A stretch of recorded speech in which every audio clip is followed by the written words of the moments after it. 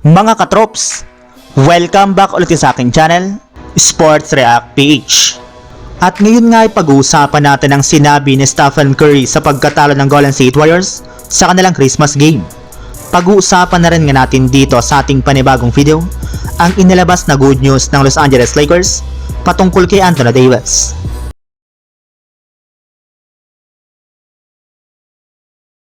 Nasayang na naman nga po mga katrops ngayong araw ang ginawang performance ni Stephen Curry para sa Golden State Warriors matapos nga po silang matalo kontra sa Lakers sa isang napakasagit na game winner na Austin Reeves.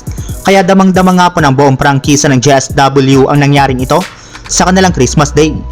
Mismong si Stephen Curry na rin naman nga po nag-amin sa kanyang post-game interview na hindi na nga po talaga niya nagugustuhan pa ang nangyayari ngayon sa kanilang team gayong 3 beses pa lamang nga po silang nanalo sa kanilang huling 13 laro.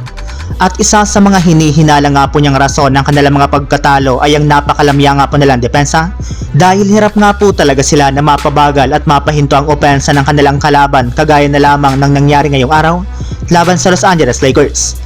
Pero hindi rin naman nga po siya nawawala ng pag-asa na makakagawa sila dito ng paraan para maibaliktad nila ang kanilang sitwasyon ngayong season sa mga susunod nilang laban. Samantala, punta naman tayo sa ating sunod na pag-uusapan sa inilabas na good news ng Los Angeles Lakers patungkol kay Anthony Davis. Masaya nga po mga katrops ang naging Pasko ng Lakers matapos manalo ang kanilang team sa kanilang game ngayong araw laban sa Golden State Warriors na siya naging rason ng kanilang pag-angat muli sa standings ng Western Conference. Pero sa kabila nga po ng kanilang pagkapanalo ay may ilang mga problema rin naman nga po ang kinakaharap nila ngayon.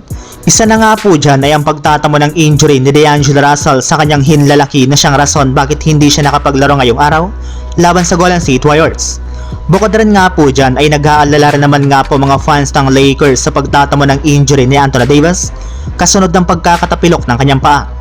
Pero ayon nga po sa naging pahayag ni Davis, maayos na rin naman nga po ang kanyang paa ngayon at sinisigurado nga po niya na makakapaglaro na siya sa kanilang susunod na game laban sa Kings sa December 29.